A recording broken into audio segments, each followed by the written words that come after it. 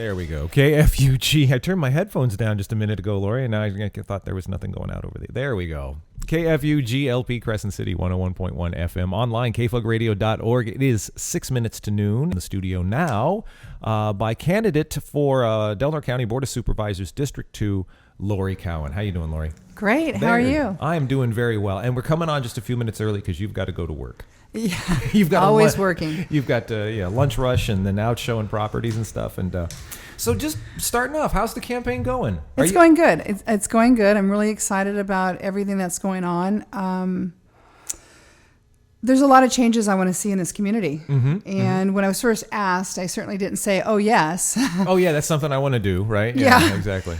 But really, after thinking about it and talking to my family first, of course, they're number one to me, and then different people in this community who I really respect, their opinion, and I got that support, and I decided to do it and realized, this is my chance to give back and make the changes that I want to see. There's changes for myself, for my kids, and just for the community in general. What sort of changes would you like to see then? Well, I mean, because we're talking District 2, we're talking Martha McClure, 20 years on the board. Yeah, absolutely. And everybody has an opinion about Martha, whether good or bad. Everybody has. And I've worked with Martha. I don't have any problems with Martha. I sat on boards with her. I give her kudos for the years that she's put in. But for me, I've been here 14 years with my family, and I see things like fewer banks, fewer markets, fewer doctors, fewer jobs. I'm not okay with that. Yeah. I want a community, as you know, like your daughter. My children left last summer to go off to college. I want them to be able to come back if that's what they choose, and to be able to make a living coming back and living in Crescent City. That's a tough I think thing that's to do. really important. As a realtor, we had the forum last night, and one of the things I was talking about, one of my big topics is the hospital. I get asked as a realtor quite often with new out-of-town clients, what are your services? Wow. That puts you in a tough spot sometimes. We don't have a lot, and we even have less than what we did when I got here. Yeah. So, once I can get past that, and quite frankly, I've lost clients because of that. Once we get past that, then we come into our community, and I'm driving them around, and I'm trying to avoid empty storefronts and blighted properties. And I think that I know we need to change that. We need to be able to go out and we need to clean up our community. And we live in a beautiful place, and we need to emphasize that. So one thing we spoke about too, and you talked about, your girls go off to college. My girls are right on the edge of that whole thing. I'm not looking forward to that. But but wanting them to be able to come back, should they choose to do so, and have a viable life and make a living here in this community. The things that keep that from happening. This is a big, if you don't have the answers, I understand nobody does with this one, but what's wrong with Delaware County? What are we doing wrong? There's probably a lot of different things, but the one thing as a business owner, I'm going to switch hats from mom to realtor, also having businesses here. It's not always easy to open a business. Yeah. And I'm not sure what they're doing or why they're doing it. I feel like we do not open our arms to new people. We do not make it easy for people to come in.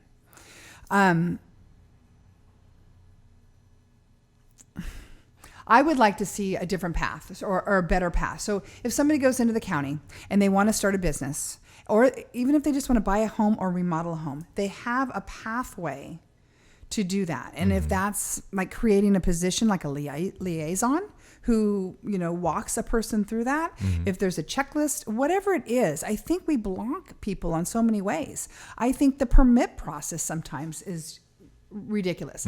I have had a business now.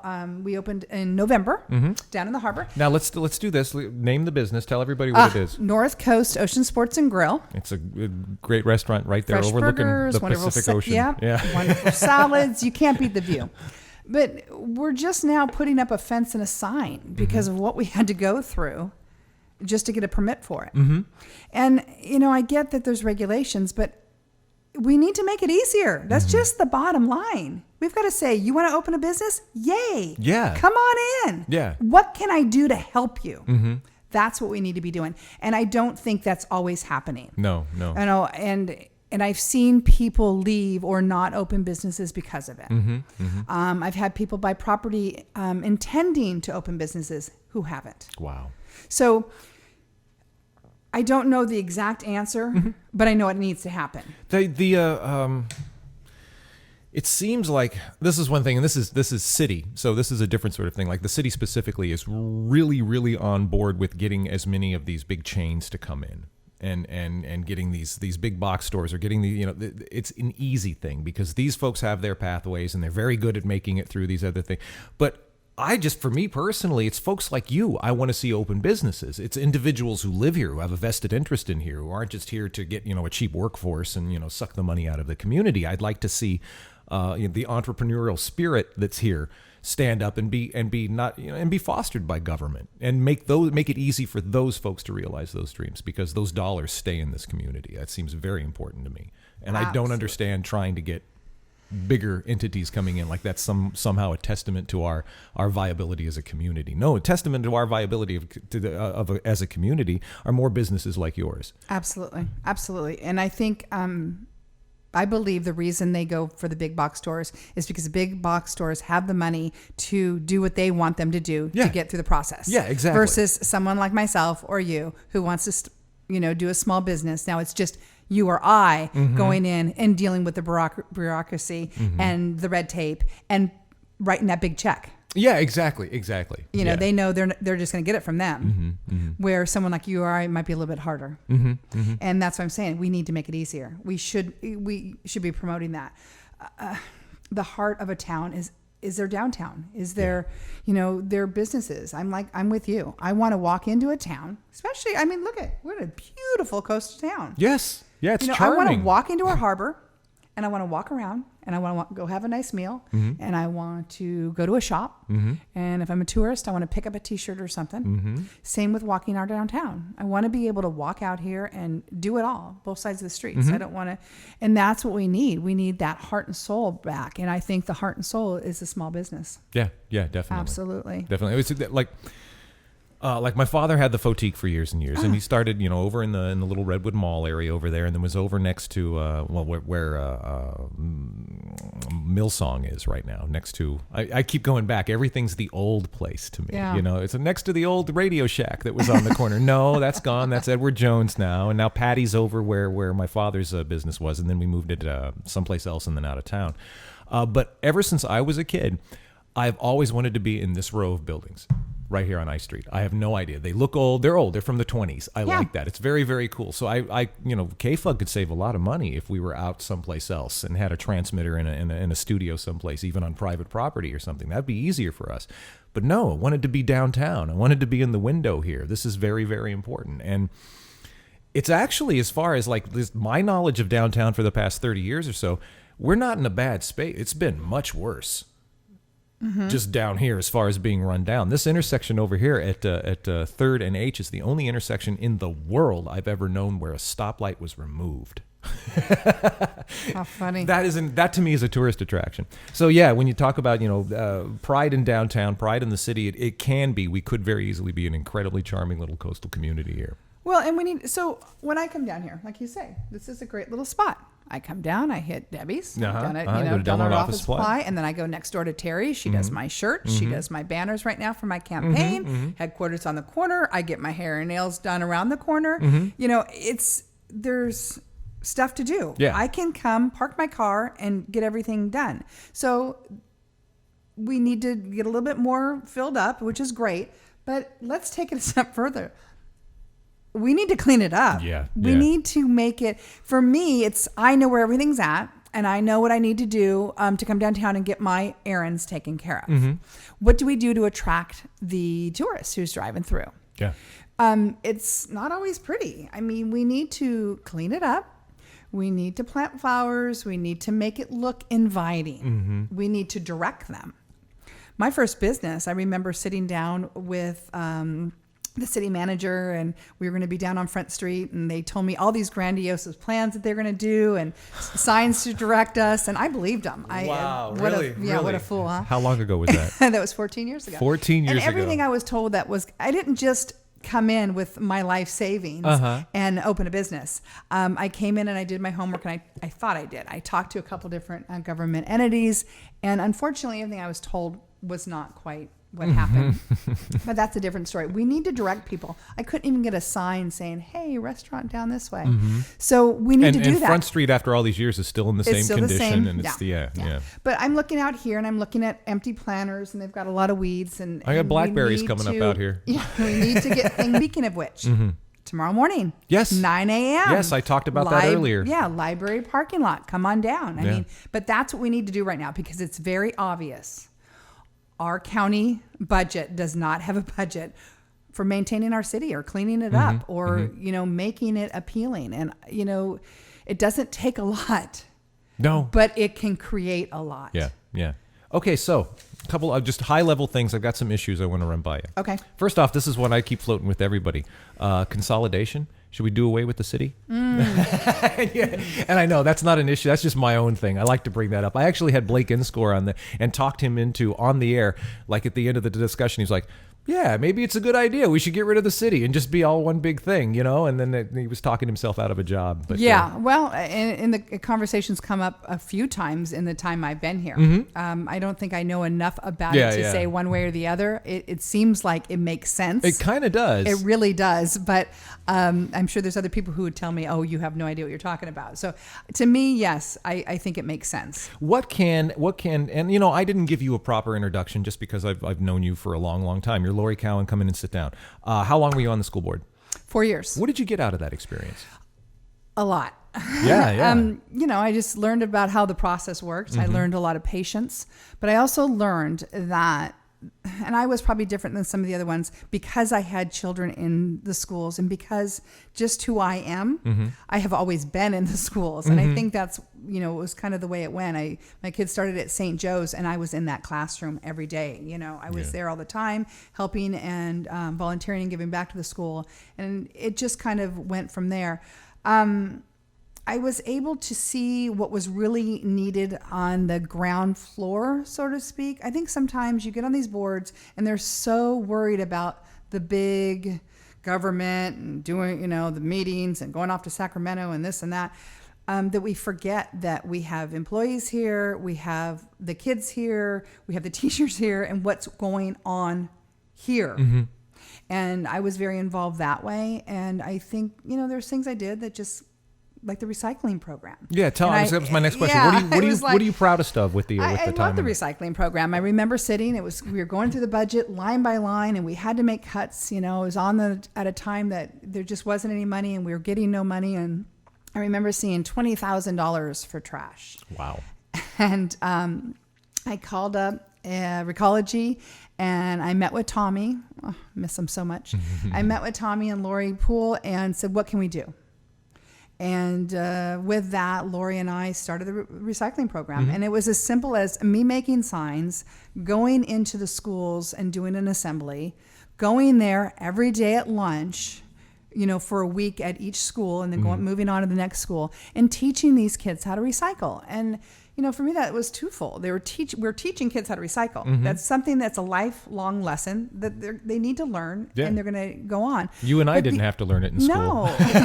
And then the other thing was we were saving a lot of money. We were, saving like $8,000 a month. And that's huge. Yeah, that is.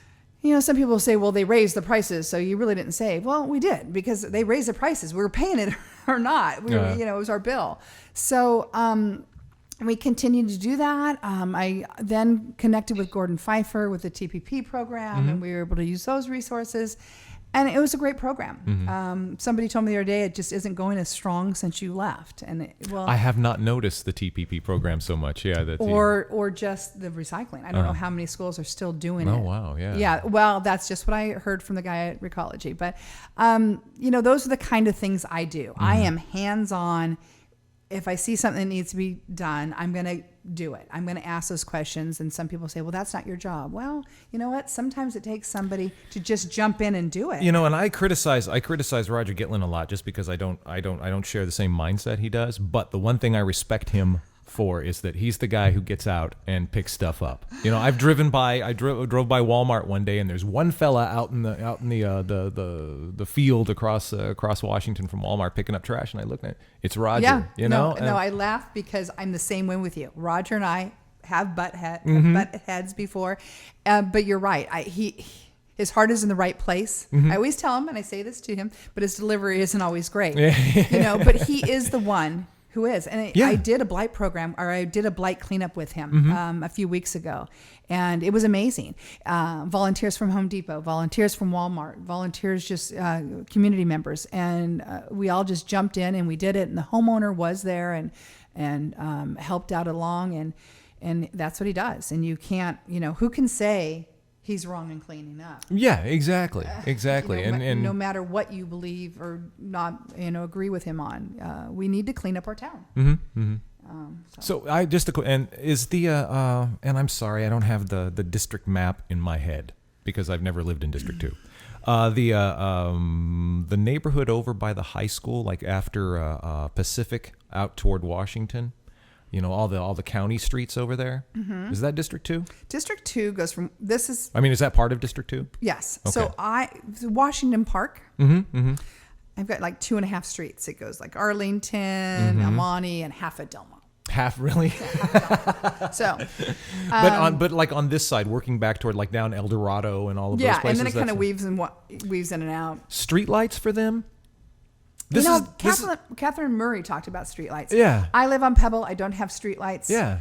Have I ever felt unsafe? Absolutely not. Not on Pebble, Would they no. take away from my star action at night? Yes. Probably, yeah. Yeah. Okay, so well, I'm the not Pebble sure Beach could be a special sort of thing, but that neighborhood back over there could use seems them. susceptible to blight and to crime, Yep, you know? Absolutely. Absolutely. And that's the kind of like boots on the ground kind of thing. Yeah. So when I hear somebody talk about, you know, you can talk about big things and dealing with Sacramento and dealing with Washington and all of these things that haven't happened yet or will probably happen. But really, when it gets down to it, it's like getting in there and getting your hand down in the recycle bin and cleaning something up and doing something. That's real government right there. So I just try to lobby for streetlights over there because I've known people who live over there. I've known people who've been, you know, jumped over there in the middle of the night or have had cars broken into all the time just because there's no light in all of that. No. I hear her talk about it, and I agree with it completely.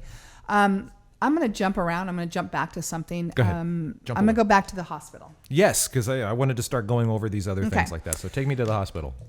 Take you to the hospital. I'm a mother, and one of the things that we don't have is just basic services. You'll hear me say this, but when my kids need their tonsils out or they had their wisdom teeth pulled, you know, we're going to Medford. Yeah. I mean, those are basic services. When my father lived with us, he lived with us until he died. Well, actually, right until he got really sick. We had to take him to Orange County because we had no services for him. But when they flew him out of here, they flew him to Redding. And we're not a wealthy family, but I was going there 2 days a week. And if I didn't have the help from my family, I wouldn't have been able to do that. Wow. And there's so many people here who can't do that. And that's what we're up against. Critical access. You know, everybody has heard the term. I think most people kind of know what it is, but I want to explain really what it is. Okay. And why it concerns me. I fully believe we need to keep and fund a full service hospital. Because if we go to critical access, what it means is maximum 25 beds, maximum stay 96 hours. Wow. And then what? But this is a kicker. They are not required to keep a physician, surgeon, or an anesthesiologist at the hospital. They can be on call, but they're not on site. Wow. Yeah. I read that and I went, wow. Yeah. Wow. Because I didn't know that. I've kind of been following this for a few years, actually. One of my closest friends was very involved in this in the beginning before they left town. And we would talk about it a lot. But that last part had never come out. And I was reading something out of one of the magazines that I got from Dr. Duncan and Dr. Caldwell. And, you know, I read that last night. It was a portion in there. Because I don't think a lot of people realize that, what it really truly means. And when you're in such a small community, it's not like, you know, we're not close to anything. No. How's that? I mean, that's the same situation as having to go someplace else because now chances are your surgeon or your anesthesiologist is going to have to come from someplace else. Yeah. And I know there's certain, you know, if you're working at the hospital, you got to be within a certain time frame to get there. I've learned that from selling houses to doctors. They can't be way out somewhere, but still 10 minutes, 20 minutes, that can make a huge difference. Yeah. In my opinion. But it's just my opinion. Wow. So, and currently, I mean, where we stand, we're sort of in limbo with all of this anyway. Well, they put it on hold. You know, to me, that means they can bring it back. Yep. And that's not okay. Sutter, over the past year, has done away with close to 100 jobs. Some people say more, because they were setting themselves up to get ready for critical access. Wow. So we have lost so many doctors. We don't have specialists. I want a hospital here, whether it's Sutter, maybe they'll change their tune, or whether it's someone else, but I want a hospital that's here and is concerned about our community, about Delaware County, who's willing to bring in the specialists that we need. You know, not just make sure that's perfectly staffed, but also to bring in all the specialists. We had an ENT when I first got here, but we no longer do. You know, we just need to have the basics. We need to have dialysis. You know, there's so many. I can go on and on. We need to have proper medical care. You know, it's like a fundamental thing, it is. right? Yeah. And you think it's so simple. When you talk about infrastructure, people don't often talk about medical care, you know, and health care. But yeah, we're right on the edge of this, like, you know, disappearing and blowing away. What can you do? What can the Board of Supervisors do? And I know this is a plan that should you be elected, then you can work out and build consensus and do all of this. I just don't even know what sorts of things a government agency could do to affect the actions of Sutter Health. Well, I think we need to hold them accountable. You know, they're a nonprofit organization. They're accountable to us, and I don't feel that they're being held accountable. And if they're not doing, you know, maybe you take away that from them. And I don't know what the process is on that, but why are we allowing them to come into our community, not have to pay taxes to give back, and now they're taking everything away from us? Yeah. There's got to be some leverage there. That's true. Do I know the exact path? No, but I'm thinking, come on, that seems a little odd to me. And I don't know it either, and I have to do a lot of homework because Sunday I'm interviewing Dr. Duncan about all of this, so I'm going to have to become a little bit more of an expert. And you know, and it's funny. I want to say refer to him. I know he's coming in because he can tell you. There are, and we've discussed it. The other thing is bringing in another hospital. You know, and I remember thinking, when Dr. Duncan was first talking to different places, I thought, well, who put him in charge? You know, after really getting into this and really talking to him a lot about it, he's amazing. And what he's gone on his time. His dime, too. His dime, him and Caldwell both, because they care about our community. Yeah. You know, they've been here. They've raised their families here. They're part of our community. This is their home just like it is ours, and they care about it. And they're doing everything they can to make sure that we have proper medical. And I think we need to be supporting them. And I don't believe that they have a Board of Supervisors that supports them. And that concerns me. Okay, yeah. You know, and there's just been a lot of things written and a lot of things said. And I tell people, I urge people to research it, read, understand what's really going on. Because it's really kind of scary. And I can tell you, if I am so honored to get elected, I will be pushing for a full service hospital. I will be pushing for whoever it is, whether it's Sutter or someone else, to bring the specialists that we need for our basic needs, let alone everything else that we need. It's just so important. Okay, next issue. Last chance grade. What is your 5-point plan for? No, I'm just kidding. Last chance grade is just plain scary, isn't it? Oh my gosh, it's scary in every way. The fact that it might go tumbling into the ocean at any time, and the fact that the state of California is willing to take 20 years to fix it. Yeah, and I'm not willing to wait. So no, you know, for 4 years I drove that road 2 to 3 times a day with a van full of kids. Oh, wow. You know, every time we want to go somewhere to a game or anything, it's down in Humboldt County. And it was crazy. But what's crazier is now my children and your children are driving it. And it's scary. Every time they leave or go somewhere, okay, call me. Okay, before you leave, call me when you get there. Yeah. Call me a Paul Bunyan. Let me know you made it to the Trees of Mystery. Exactly. Oh, my gosh. If that goes, what happens to Klamath? Well, Klamath at least would be on the California side of the divide. I mean, there's not much. True. There's a lot of stuff, you know. I sat in a town hall with Caltrans, and they said, "Oh, if it goes, we'll have it. We'll cut it in the mountain, and it'll be ready to go in a week or two." I'm thinking, "Oh, come on, really?" Wow. I think we need, or I believe we need to go to the emergency status. And let's go back to the Board of Supervisors. Four businessmen are the ones who really got this, it's kind of spotlighted, kind of saying we need to do something, got the ball rolling. And that was Roger Gitlin, Chuck Blackburn, John Thompson, and Kurt Strenberg. I like Chuck's plan. I think we should just Del Norte it and go up there and do it ourselves. Yeah, exactly. If we push to emergency status, which is what they're trying to do right now, it will get done before 2039. I'm certainly not willing to wait. And I will push that. I was sat on the board of the school board when they got this ball rolling, and I remember signing something and saying, absolutely, we need to do something. My question is, why weren't the Board of Supervisors taking that charge? Isn't that our responsibility? I believe the Board of Supervisors is responsible for the safety of the community.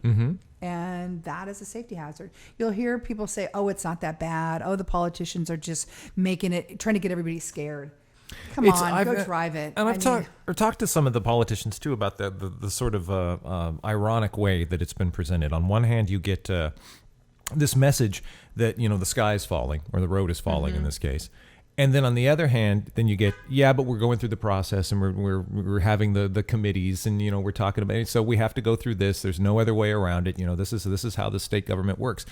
Then why are you saying it's such this?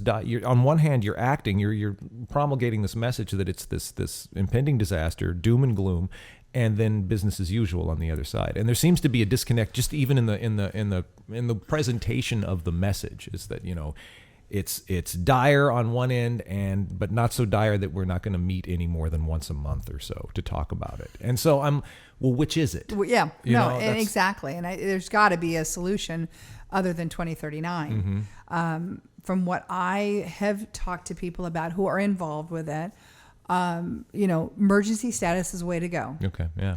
And if you go to that still isn't next week. Yeah, but it's maybe next year. 7-8 years, and that's a lot closer than 2039. And this is state emergency designation, not federal, right? Because that's not going to happen. It's got to be state. And what happens is, they did it Confusion Hill. Oh, is that how that worked? I had no idea. I didn't follow. They went Confusion to emergency status. Okay. So we all know it can be done. It's just convincing the state that we only have one road in. Yeah. It's not like if the 405 is closed. Exactly. You're going to go, over to the 5 or the 101. It doesn't work that way. This is it, folks. Oh, wow. And I sometimes believe that they forget we're up here. Oh, yeah. I sat at a school board. I was on a school board when I was in San Francisco, and it was a big convention. Where are you from? Is that what they were? And the keynote speaker said, everybody's here, from San Diego to Eureka. Oh. I went up to him afterwards, and I shook his hand and introduced himself, and I explained to him where I lived, I'm north of where Eureka. I was representing. Good job. And another thing, kudos on the round signs. I said this at the forum. Every time I see one, I notice it. I go, look, it's a round sign, and that's a good job. Outside of the box. Anything else you'd like to add? And you've got things to do and money to make and a business to run and stuff. Is there any other get out the vote message? Yeah, get out and vote. No, absolutely. I've been telling all these kids that, to the young people out there, your voice does matter, especially locally. Our local politics are won or lost by a few votes. Yeah. So if you think it doesn't matter, it does. And it's also the politics that affects your daily life the most too. It's absolutely going to affect what happens to you in your town and your city. Get on rockthevote.com or .org, excuse me, register to vote and go out and vote. And it's not too late. You can still register, right? No, you got till May 23rd. Yes. 5:00. So it's really important. It just is. And I think at that age, sometimes the young ones don't really think about it. We certainly have had some interesting conversations in my household because I have 3 new voters this year. And I'm going to tell everybody, just like I tell my kids, I don't care how you vote. Just know what you're voting for. There you go. Yeah. Understand it. Be informed. Read about it. Be informed. Then get out and vote. June 7th. I'm really happy. A lot of young people, for some reason, this time around, this election cycle, young people are passionate about it. Yeah, and they should be. Yeah. It's their right. And it's been a long time since I've seen that. It's Yeah. really refreshing to see. It is, So. it's nice. All right. Well, Lori Cowan, thank you for coming by. Thank you, Paul. That wasn't bad, was it? No, Was that wasn't okay? Okay, bad good. At all. But I always get nervous. Well, I know it's a microphone. Thank you for It's not- having me. I really appreciate Well, it. best of luck, and yeah, let's see. When's election day again? Is it June 7th. 7th. I wanted June to make it the 7th. 2nd for some reason. No, June That's what- 7th. Don't forget, get out and vote. Primaries are important.